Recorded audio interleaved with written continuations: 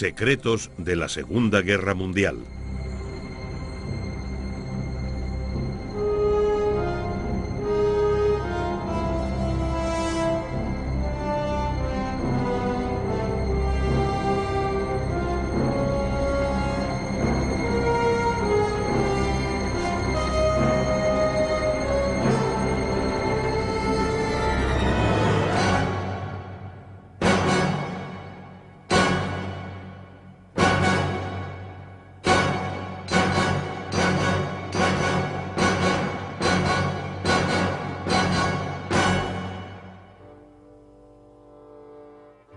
Los últimos días de Adolf Hitler.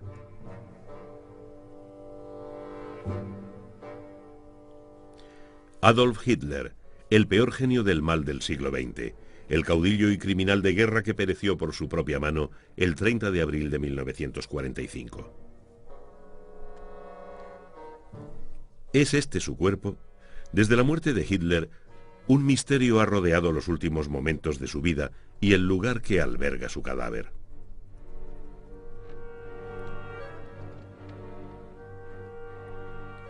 ¿Son estos fragmentos de hueso de un archivo de Moscú los últimos restos de Adolf Hitler tras su muerte en el búnker de Berlín?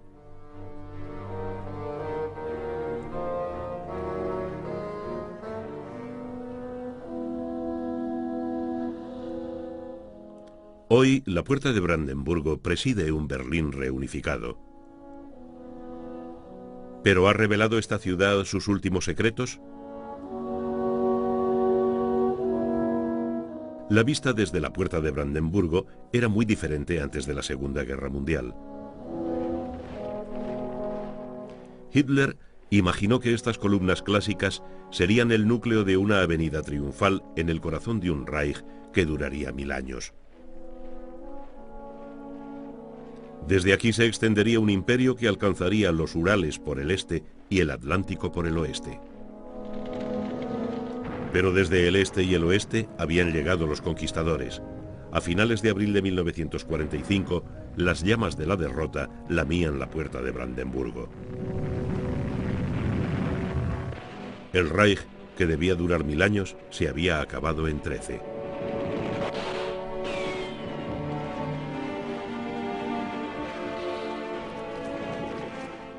El último cuartel general del Führer había sido la Cancillería del Reich, en el corazón de Berlín. Ahora sus salas estaban vacías y sus ventanas habían estallado con los sueños de conquista mundial.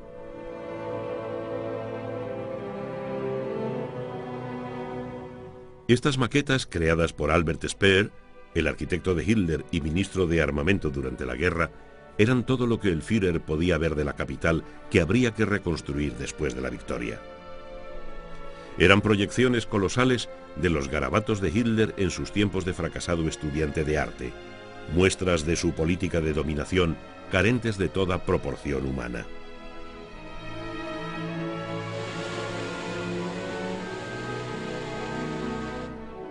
Pero el último monumento de Hitler estaba en el subsuelo, en el búnker del jardín de la Cancillería, al que se retiró en los últimos días del Reich.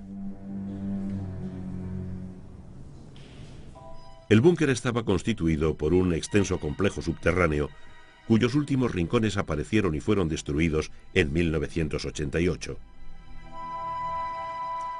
Las paredes de la sala de guardia de las SS estaban cubiertas por toscos murales de exaltación de la mitología nazi. Estos sótanos húmedos y oscuros fueron el último refugio del Reich. Lo irónico es que la sofisticada y cínica Berlín nunca había sido un baluarte del nazismo. Pero aquí es donde la carrera de Hitler llegó a su fin. Cuando callaron las armas, la búsqueda del cuerpo de Hitler se convirtió en una obsesión para el líder soviético Joseph Stalin. Hubo un aluvión de noticias que decían que el diabólico Führer seguía vivo.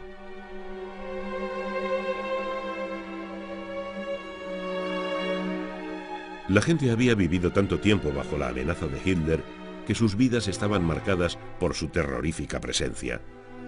Sorprendentemente no parecían muy dispuestos a dejarle marchar, Pero ¿a dónde se había ido Hitler? Su carrera empezó en donde terminaría, en un Berlín atrapado por el caos de la derrota de 1918 al final de la Primera Guerra Mundial. Las tropas habían vuelto a casa sin ser derrotadas en el campo de batalla, pero la guerra había terminado.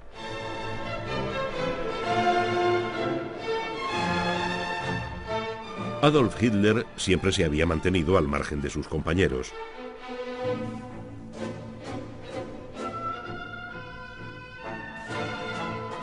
Un joven vienés en agosto de 1914, con los ojos brillantes por la perspectiva de la guerra.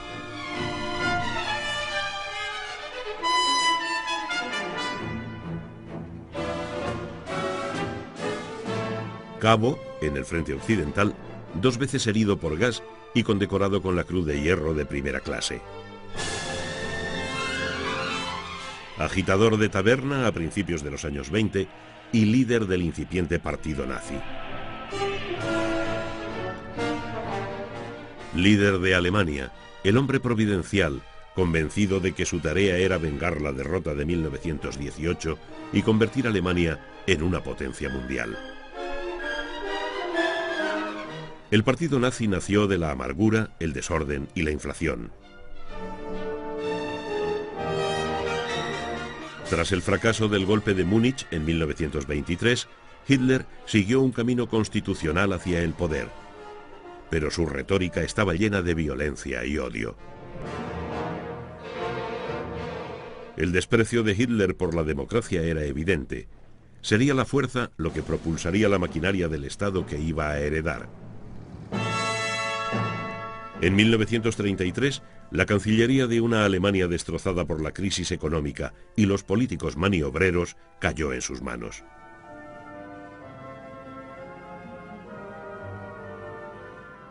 Ahora el jefe era él. Vinculó a las Fuerzas Armadas a su persona mediante un juramento de fidelidad personal.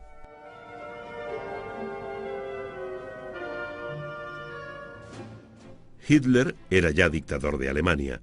Para la mayoría de los alemanes, el régimen nazi significaba la recuperación del orgullo nacional tras las humillaciones sufridas desde 1918. El talento de Hitler consistió en explotar esta combinación de resentimiento y de anhelo de recuperación. Bajo el mando de Heinrich Himmler, el guardaespaldas personal de Hitler, las SS se convirtieron en un Estado dentro del Estado. Eran los abanderados del nazismo. Pronto se convertirían en el azote de Alemania. Y se convirtieron en el azote de la Europa ocupada.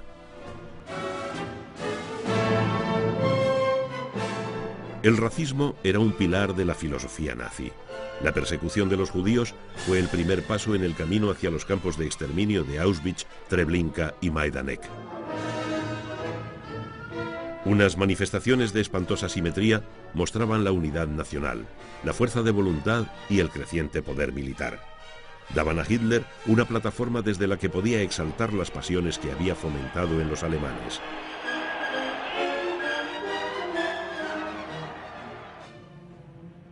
El rearme progresaba con rapidez, al principio en secreto, pero en 1935 fue anunciado a todo el mundo. La propaganda ocultó las debilidades estructurales de las Fuerzas Armadas alemanas.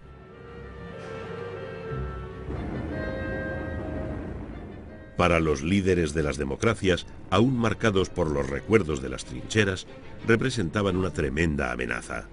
Hitler explotó este sentimiento para conseguir sus primeras victorias incruentas. En marzo de 1936, en contra de la opinión de sus generales, ocupó la Renania desmilitarizada.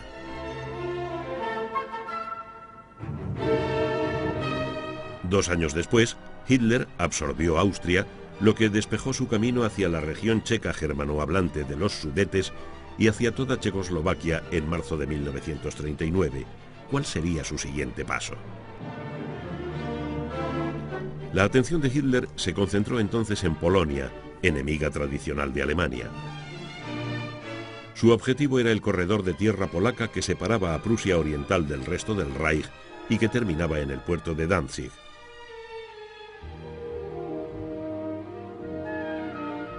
En esta ciudad vivían bastantes alemanes dominados por el partido nazi local, lo que la convertía en fuente de una creciente tensión entre Polonia y Alemania.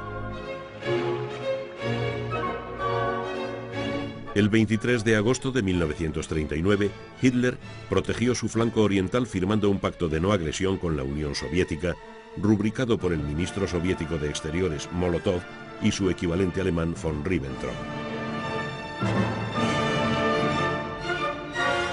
La suerte estaba echada. El 3 de septiembre, las fuerzas alemanas invadieron Polonia.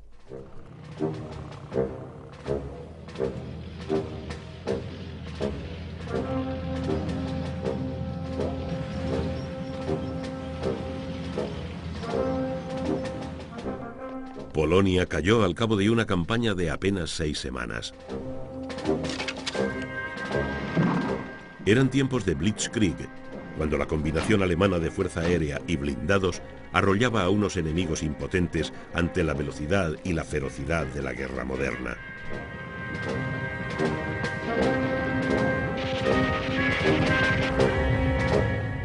El ejército alemán parecía invencible.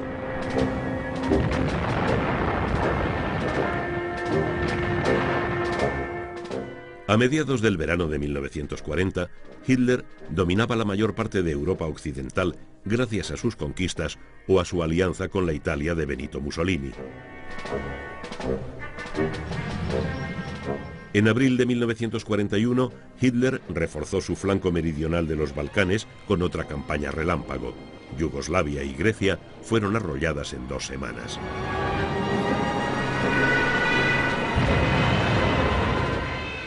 Estas nuevas conquistas completaron el dominio de Hitler sobre la Europa continental. Hungría, Rumanía y Bulgaria quedaron reducidas a estados vasallos.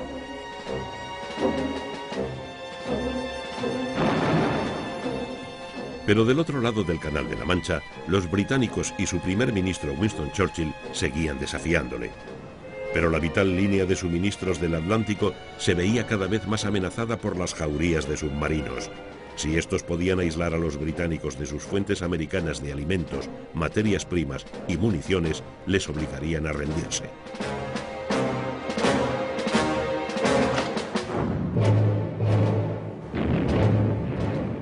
Los ingleses pendían de un hilo. Pero tenían un arma secreta que los alemanes ignoraron hasta el final de la guerra. En la Escuela Oficial de Codificación de Bletchley Park, los criptógrafos británicos habían descifrado los códigos militares alemanes creados con la máquina Enigma. Los alemanes creían que eran indescifrables. Pero los mensajes codificados y transmitidos en Morse eran interceptados por el Servicio de Escuchas de Alto Secreto Y y leídos sistemáticamente en Bletchley Park. De este modo, los analistas británicos conocían la potencia y disposición de las fuerzas alemanas y las intenciones de sus jefes, incluyendo las del propio Hitler. Esta información, de nombre clave Ultra, era una ventaja inapreciable.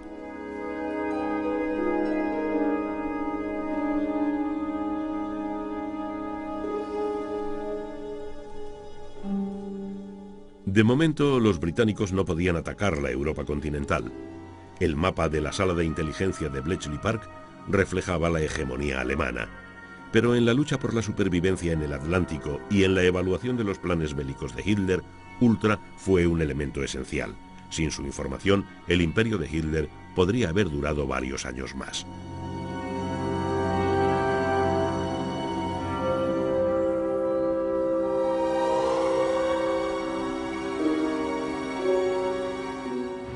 Los criptógrafos de Bletchley anticiparon con detalle la invasión hitleriana de Rusia, llamada en clave Barbarroja, que cayó sobre el Ejército Rojo el 22 de junio de 1941. Los alemanes avanzaron bajo el abrasador calor del verano.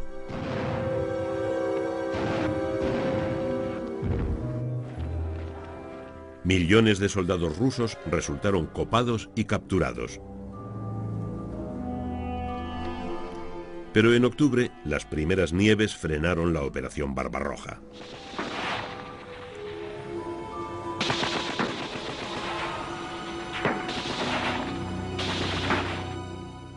A principios de diciembre, las tropas alemanas estaban ante las grandes ciudades soviéticas. Parecía que un último esfuerzo les daría la victoria. Pero para entonces la guerra se había extendido.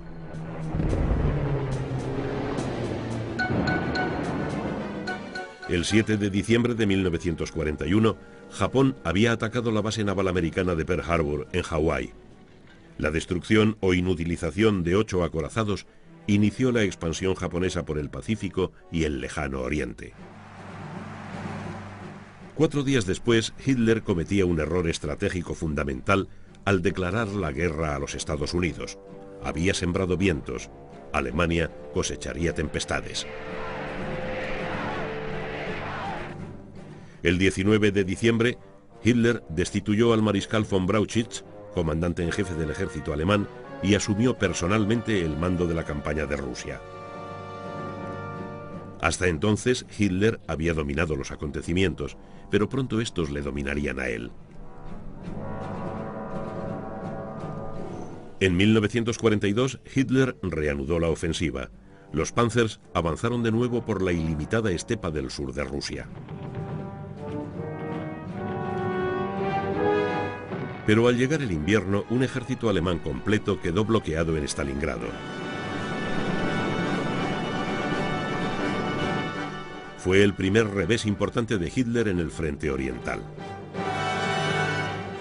Ahora combatía en una guerra de mapas, aislado de la realidad militar en su cuartel general de Rastenburg, en los húmedos bosques de Prusia Oriental.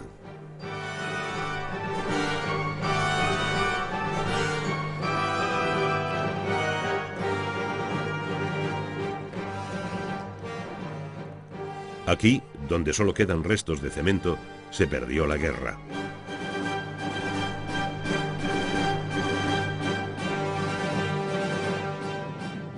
A finales del verano del 43, los bombarderos británicos y americanos incendiaban las ciudades alemanas. En el este, los nuevos ejércitos de tanques rusos pulverizaban a la élite de los blindados hitlerianos, y la marea había cambiado en la batalla del Atlántico. La vista desde la puerta de Brandenburgo estaba cambiando, aunque en la capital del Reich prevalecía un optimismo forzado. La derrota parecía aún muy lejana. El 25 de abril del 44, los berlineses celebraron el 55 cumpleaños de Hitler. Los montones de escombros del centro de la ciudad sostenían banderitas con la esvástica y las pancartas proclamaban: «Nuestras paredes están rotas, nuestros corazones no». Pero 3 meses más tarde, los ejércitos aliados invadían Normandía. Las defensas de la fortaleza europea se quebraron.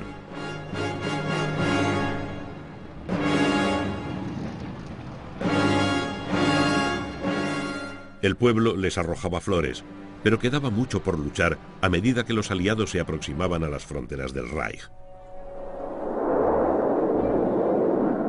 La potencia militar americana no podía ser contenida por las armas alemanas de alta tecnología. Cohetes y reactores constituían logros científicos notables, pero no consiguieron inclinar la balanza a favor de Alemania. En diciembre del 44, Hitler lanzó su última ofensiva en el oeste, atacando a los ejércitos angloamericanos en los bosques de las Ardenas, escenario de su gran triunfo en mayo de 1940. La ofensiva de las Ardenas consumió las últimas reservas de blindados de Hitler. La velocidad y la fuerza del ataque desequilibraron a los aliados, pero todo lo que ganó el Reich fue un mes de prórroga. En el frente oriental, el Año Nuevo trajo una gigantesca ofensiva del Ejército Rojo que le permitió avanzar desde el Vístula hasta el Oder, a 75 kilómetros de Berlín. El avance reveló el horror de los campos de exterminio. Las tropas del Ejército Rojo liberaron Auschwitz el 27 de enero. Solo encontraron 7.600 demacrados supervivientes de los 2 millones de hombres, mujeres y niños que fueron asesinados allí. La muerte flotaba en el aire en los últimos meses de la guerra. Los rusos se preparaban para el asalto a Berlín. 23 ejércitos tomaban posiciones en el Oder. El comandante de los ejércitos aliados, general Eisenhower, decidió no competir con los rusos por la capital alemana. Los aliados ya habían resuelto desmembrar a Alemania tras la guerra y Berlín quedaba muy dentro de la zona rusa. En noviembre de 1944, Hitler abandonó los barracones y las alambradas de Rastenburg por última vez.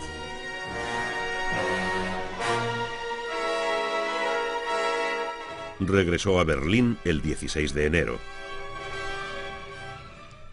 Al principio, Hitler decidió residir en la Cancillería, cuyas salas de mármol habían sido testigos de los días de gloria del Tercer Reich. Aunque poca gloria quedaba, sus ventanas entabladas daban a un paisaje arrasado y plagado de escombros. Pronto, la intensidad de los bombardeos aliados obligaron a Hitler y a su guardia de SS a huir bajo tierra, al refugio diseñado por Albert Speer bajo el jardín de la Cancillería. Construido a 16 metros de la superficie, ese búnker fue el cuartel general número 13 y el último de Hitler. Todos los que visitaron el búnker quedaron con una indeleble impresión de ambiente sofocante, impregnado de miedo e histeria contenida. Uno de los guardias SS lo comparó con quedarse atrapado en un submarino de cemento. Por las noches reinaba un silencio mortal, solo roto por el zumbido del generador. La mala ventilación lo convertía en un lugar sofocante o frío y húmedo. Por todas partes se extendía el tufo a botas pestilentes, a uniformes sudados y a desinfectante.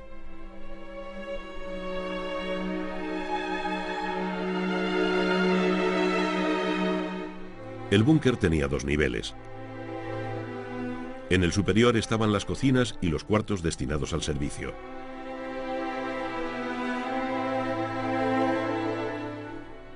Bajando una escalera de caracol se encontraban los apartamentos personales de Hitler. A la derecha estaban los cuadros de mando, los generadores y las habitaciones de los médicos. A la izquierda, las habitaciones privadas de Hitler, que incluían sala de reuniones, estudio, sala de estar y dormitorio. En el verano del 42, Hitler se sentaba en el eje de una gigantesca red de telecomunicaciones que llegaba del Atlántico al Cáucaso y transmitía sus órdenes a la menor unidad de su ejército.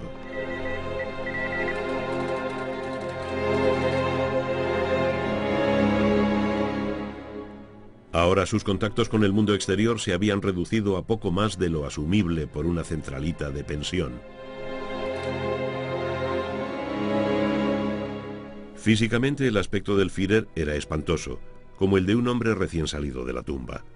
Tenía un aspecto extraviado por los medicamentos y su brazo izquierdo temblaba sin cesar por el Parkinson. Había ordenado transformar Berlín en una fortaleza, su último gran sueño. En el centro del último y desesperado anillo defensivo de la ciudad, de nombre clave Ciudadela, se alzaban 4 torres de defensa antiaérea, construcciones de cemento resistentes a las bombas y a la artillería. La mayor, en el Zoo de Berlín, contaba con una guarnición de 100 hombres y un hospital, y sus niveles inferiores protegían a 15.000 civiles de las incursiones aéreas. Esas torres solo daban una ilusión de seguridad. Se necesitaban al menos 200.000 hombres bien entrenados y pertrechados para defender Berlín. Pero solo quedaba una mezcla de unidades regulares desbaratadas, policías, juventudes hitlerianas y reclutas del Volkssturm, la milicia territorial. Ancianos y niños marchaban al frente, mientras los civiles levantaban barricadas improvisadas. El domingo 15 de abril, Eva Braun, la amante de Hitler desde 1932, se reunió con él en el búnker. Eva Braun era un personaje tan desconocido para los alemanes como para el resto del mundo. Era una belleza rubia de cabeza hueca, obsesionada por el cine romántico y las novelas baratas, que había pasado la mayor parte de la guerra en Berchtesgaden, el refugio de montaña del Führer en los Alpes bávaros. pero demostrando mayor lealtad que muchos de los secuaces de Hitler, fue a reunirse con él en Berlín. Eva vivió un mes en la Cancillería y luego se trasladó al búnker. Al verla llegar, las SS comprendieron que aquello era el fin. La llamaron el Ángel de la Muerte. También reclamó su sitio al lado de Hitler Joseph Goebbels, su jefe de propaganda y durante muchos años Gauleiter de Berlín. Goebbels no había perdido su talento. Se encargó de organizar la caída del Tercer Reich como si fuera una gran ópera de presupuesto ilimitado. Nunca muy lejos de Hitler se hallaba por el búnker la siniestra figura de Martin Bormann, secretario de Hitler. Controlaba el acceso al Führer y había sido testigo en el matrimonio de la hermana de Eva Braun con Hermann Fegelein, joven oficial de las SS. Bormann era odiado por todos y sabía que su salida del búnker significaba el fin de su poder. El 22 de abril volaba hacia Berlín una extraña pareja.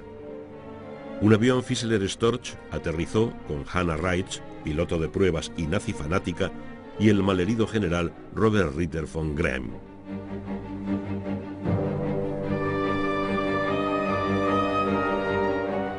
La única razón de convocar a von Gramm era informarle de que había sido nombrado mariscal de campo y comandante de la inexistente Luftwaffe. El comandante de la Fuerza Aérea de Hitler y su copiloto se encontraron atrapados bajo las ruinas de Berlín.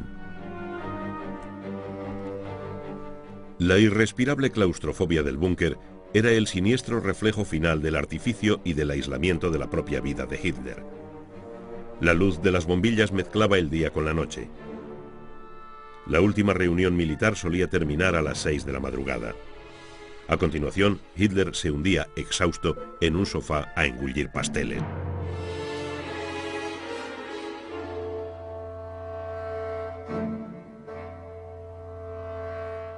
Pero a pesar de su desmoronamiento físico, Hitler aún poseía reservas de voluntad que galvanizaban a sus visitantes.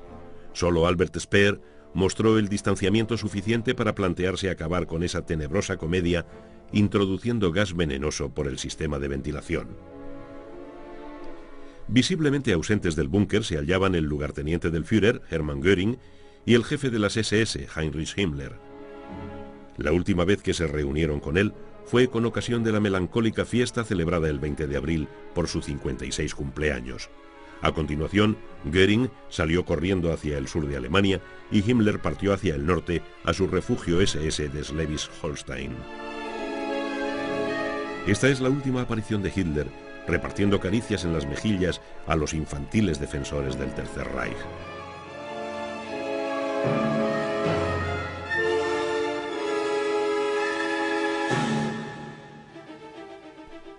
A estas alturas de la guerra, el personal del servicio de descodificación de Bletchley Park había aumentado hasta las 12.000 personas. Tal vez su mayor logro fue descifrar los mensajes alemanes de máximo secreto, muchos de los cuales, incluidos los de Hitler, habían sido codificados con la máquina Lorenz.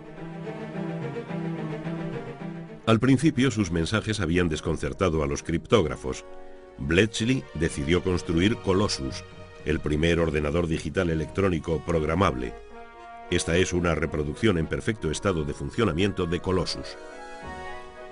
Las transcripciones de Bletchley dieron a la inteligencia británica un asiento de primera fila en la caída del Reich. El 15 de abril, los criptógrafos leyeron el último parte del Día del Führer. En él se afirmaba: una vez más, el bolchevismo sufrirá el tradicional destino de Asia. Se hundirá en la capital del Reich. Berlín seguirá siendo alemana, Viena volverá a ser alemana y Europa jamás será rusa. En realidad, el trabajo del servicio Y estaba casi terminado. Al día siguiente, el 16 de abril de 1945, el Ejército Rojo iniciaba el asalto a Berlín.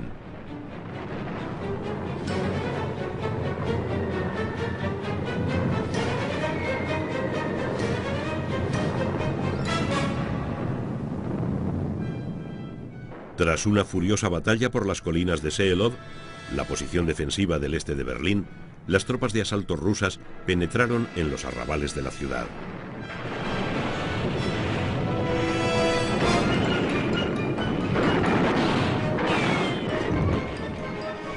Los berlineses se prepararon para el final.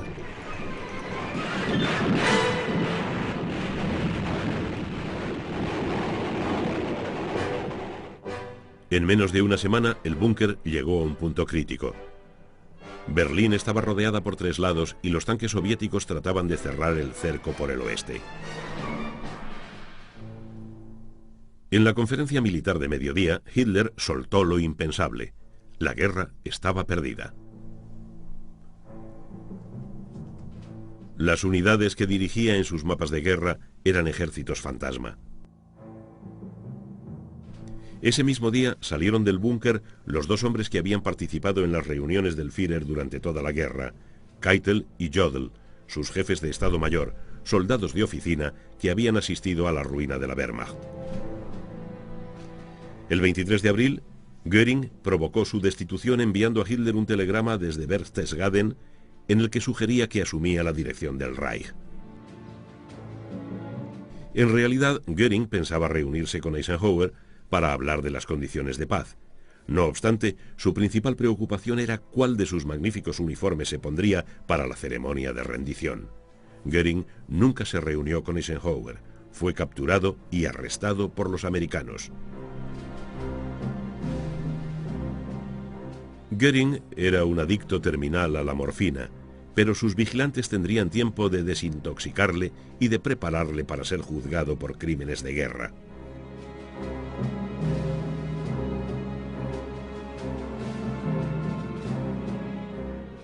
Mientras se desarrollaba esta pantomima, el pueblo de Berlín se preparaba para la lucha callejera.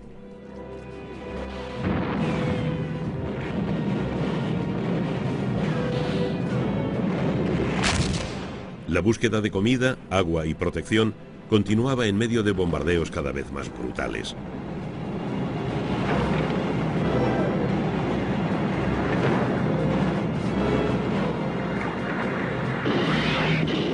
Por la noche, Berlín parecía una de las pinturas del infierno más espeluznantes del maestro medieval Jerónimo Bosco. Un caos de edificios incendiados, gente corriendo y sombras gigantescas. De pronto, un silencio sobrecogedor se abatía sobre la ciudad reventada antes de la siguiente ola de bombas.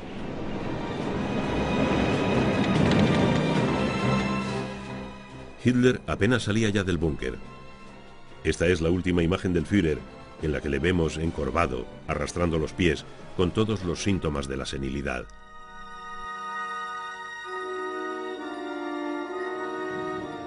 La última esperanza de Hitler era el 12º ejército del general Benck, al oeste de Berlín. Keitel llegó al cuartel general de Benck enarbolando su bastón de mariscal y apremiándole para que liberara la ciudad. Muy sensatamente, Benck decidió no moverse. Al mismo tiempo, el mariscal Zhukov, el estratega de Stalin y comandante del primer frente bielorruso, concluía sus planes para la última fase de la batalla de Berlín.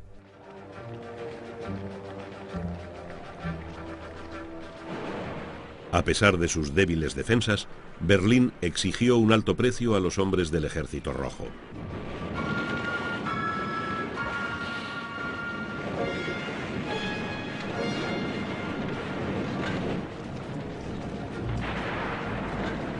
En la conquista de la ciudad, los rusos perdieron 300.000 hombres entre muertos, heridos y desaparecidos.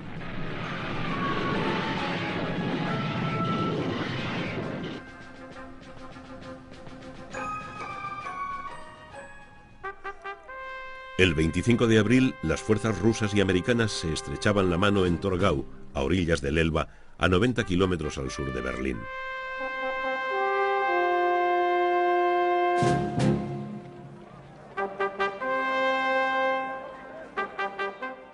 Se inició aquí una breve temporada de camaradería antes de que la Guerra Fría rompiera la alianza entre la Unión Soviética y los Estados Unidos.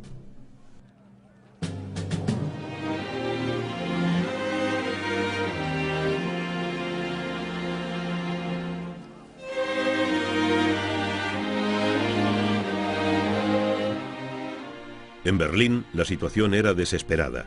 Las redes de agua y de transporte estaban paralizadas. Quedaban alimentos para menos de 3 días. Los berlineses se agazapaban en los sótanos mientras pelotones de las SS recorrían las calles fusilando o ahorcando a todo el que tomaban por un desertor, herido o no.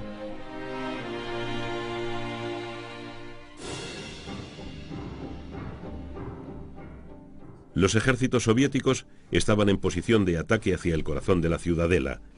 460.000 hombres, 13.000 cañones y 1.500 carros avanzaron contra el último bastión en una serie de ataques concéntricos. Los sótanos se convirtieron en pobres refugios cuando los rusos flanquearon las defensas callejeras de la ciudadela, abriéndose paso a través de jardines, edificios y subterráneos, demoliendo paredes y dejando tras ellos un rastro de destrucción y violencia. La desconcertada población se sometió espantada a esa mezcla rusa de salvajismo e inesperada generosidad. Un soldado del Ejército Rojo podía violar a una mujer y reaparecer poco después para regalarle comida y protegerla de los demás soldados.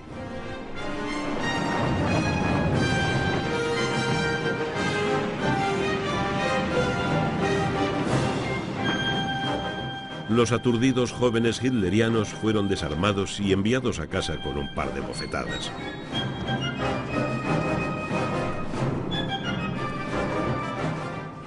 El final estaba cerca.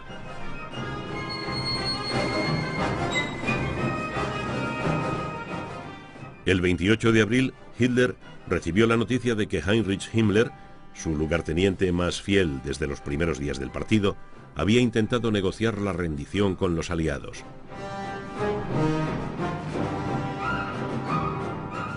La primera víctima de la traición de Himmler fue Hermann Fegelein, el cuñado de Eva Braun y representante de Himmler en el búnker.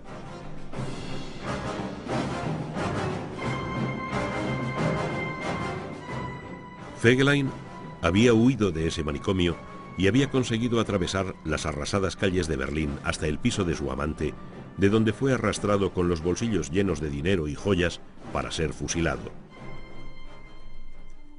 Eva Braun había perdido un cuñado, pero pronto ganaría un marido. En la madrugada del 29 de abril, mientras se combatía rabiosamente en el Reichstag, Hitler se casó con su amante. Sería uno de los matrimonios de guerra más cortos, pero más célebres.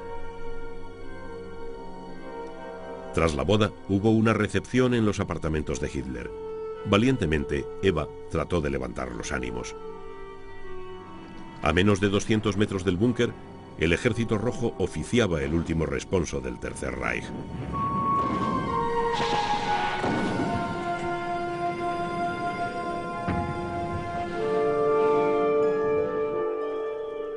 Ese mismo día se informó a Hitler de la muerte de su antiguo aliado Benito Mussolini y de su amante Clara Petacci. Habían sido capturados por los partisanos, fusilados y colgados por los pies a la puerta de un garaje de Milán. Hitler, como él mismo dijo, no tenía la intención de acabar exhibido en un zoo de Moscú. Inició los preparativos de su propia muerte, probando en su perro Blondie el veneno que pensaba emplear con Eva y con él.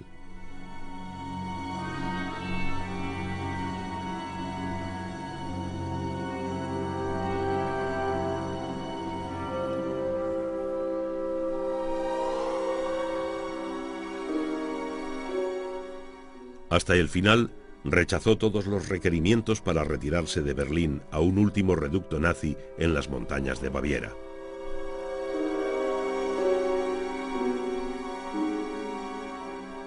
Hacia las 3:20 de la tarde del 30 de abril, Hitler y Eva Braun se retiraron a su suite. Eva llevaba el vestido favorito del Führer, negro con rosas a ambos lados del escote. Como complemento, llevaban unas pistolas y unas cápsulas de cianuro. Las pesadas puertas se cerraron tras ellos.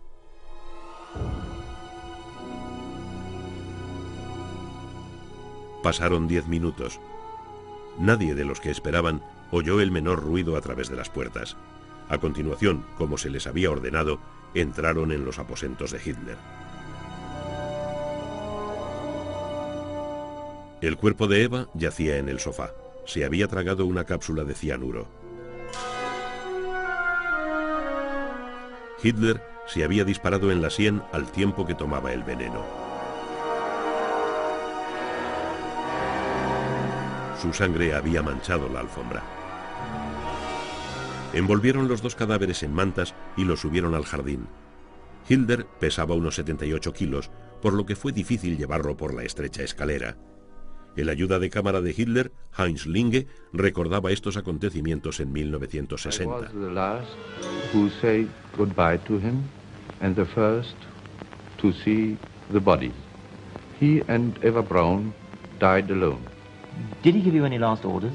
Yes, to destroy his personal possessions and burn his bodies. Did you carry them out? Yes, I used petrol, but there was so a flush that they were not completely burned. Where do you think Hitler's body is now? Buried in the park of the Chancellery. Yeah. The Russians have never found Hitler's body.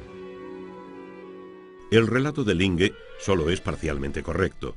Ambos cuerpos fueron depositados en una zanja y empapados en gasolina que se prendió con trozos de papel. Solo se consumieron en parte y luego fueron enterrados en otra zanja más profunda. Pero no permanecieron ahí mucho tiempo. Los rusos los encontraron.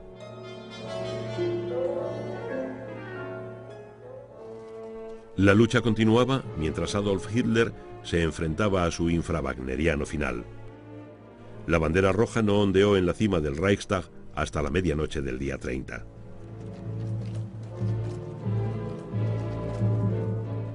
El acontecimiento se repitió minuciosamente al día siguiente para las cámaras.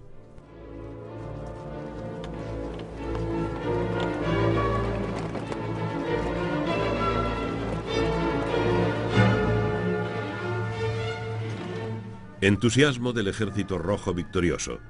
Desesperación entre los supervivientes del búnker que habían formado grupos para huir después del suicidio de Hitler.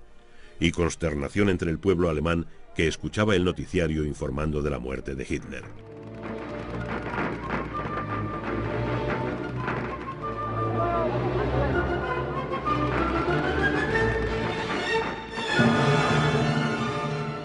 No se combatió por el búnker.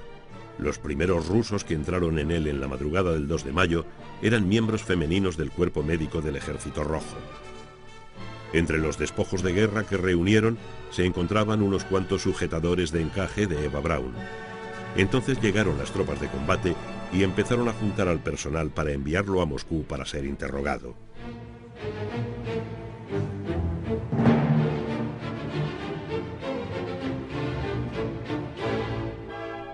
Zhukov tenía ahora entre manos una tarea urgente: entregar a su jefe, Joseph Stalin, el cuerpo de Adolf Hitler. Stalin había sido informado del suicidio de Hitler en la mañana del 1 de mayo. Recuperar su cadáver se convirtió pronto en una morbosa obsesión.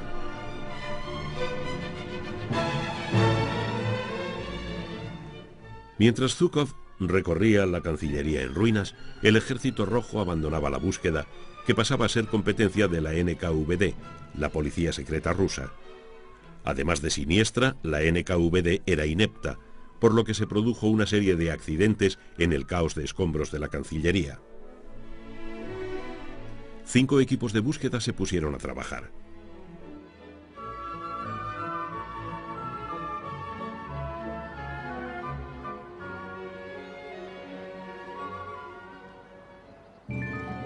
Su primer descubrimiento fue el de los cuerpos carbonizados pero reconocibles de Joseph y Magda Goebbels, que se habían suicidado en la noche del 29. En el nivel superior del búnker encontraron los cadáveres de sus 6 hijos envenenados por la madre. Al día siguiente, los rusos tropezaron con un extraño hallazgo: un doble de Hitler flotando en una cisterna. El doble fue identificado como Hitler, pero la NKVD no estaba convencida. Ese hombre llevaba calcetines zurcidos. ¿Quién era ese doble y cómo encontró la muerte sigue siendo un misterio?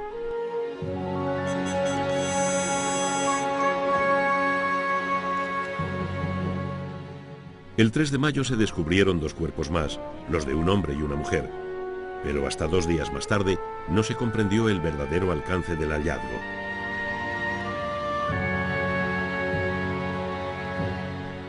Los cuerpos fueron exhumados y trasladados a un hospital ocupado por el Ejército Rojo. El 8 de mayo, día de la victoria, se hizo una autopsia y el cuerpo de Hitler fue identificado tras un preciso interrogatorio a 2 dentistas que en 1944 le pusieron un puente en las muelas.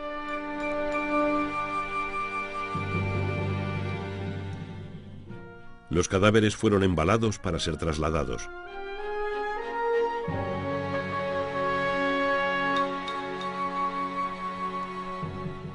Esta vez la carretera llevaba a Magdeburgo, en plena zona de ocupación rusa, que más tarde se convertiría en la Alemania Oriental. Los cuerpos fueron enterrados en el jardín del cuartel general local de la NKVD.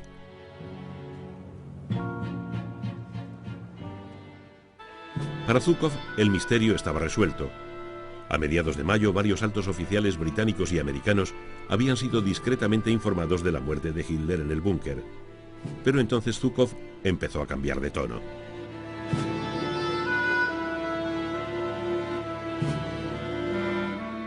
A mediados de julio, cuando el primer ministro británico Winston Churchill llegó a Berlín para la conferencia de Potsdam, el general Eisenhower también empezó a expresar dudas sobre los testimonios de la muerte de Hitler. Churchill recorrió la Cancillería y visitó la tumba, un paseo que le dejó visiblemente deprimido.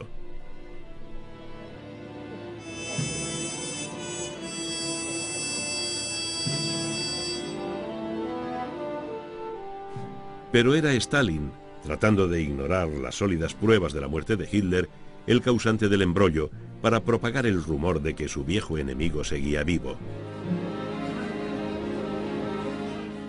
Aquello no relajó el ambiente de la conferencia de Potsdam.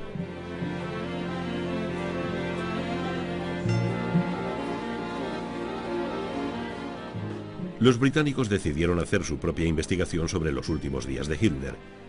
Se encargó la tarea a un joven catedrático de Oxford, Hugh Trevor Roper, oficial de inteligencia. En noviembre de 1945, Trevor Roper esbozó en una conferencia de prensa lo que se convirtió luego en la versión oficial: el matrimonio, el doble suicidio y la incineración en el jardín. El informe se convirtió en libro, uno de los miles que se escribieron después sobre Hitler. El Führer obtuvo una vida literaria después de la muerte. En los inmediatos años de la posguerra siguieron circulando rumores de que Hitler estaba vivo. Olvidaban el hecho de que en cualquier caso el Parkinson lo habría paralizado muy pronto y habría acelerado su fin.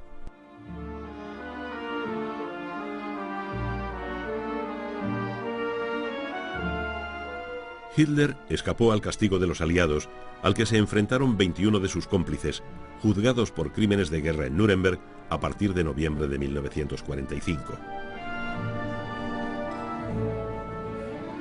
Göring estaba allí, una sombra de lo que había sido, pero limpio de drogas.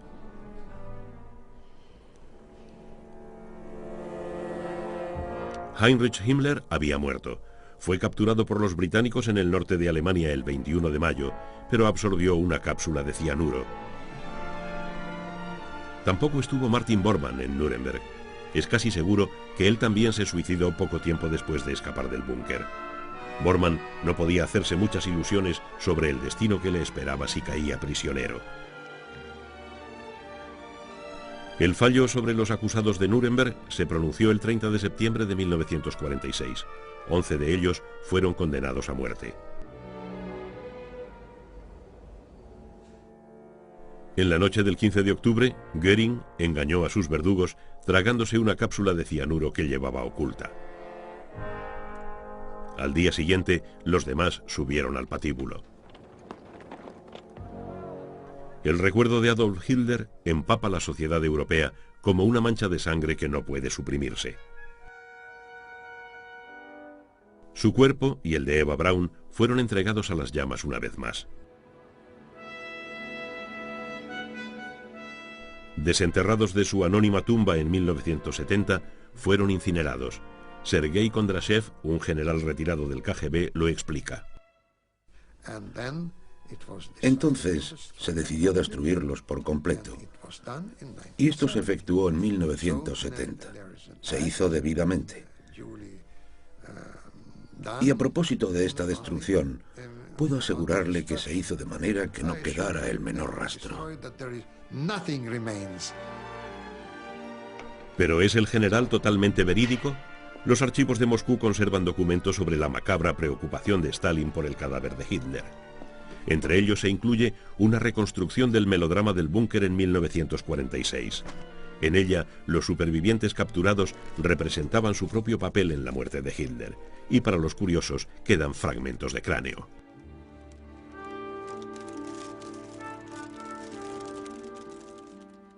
Uno de ellos presenta un orificio de bala en la sien.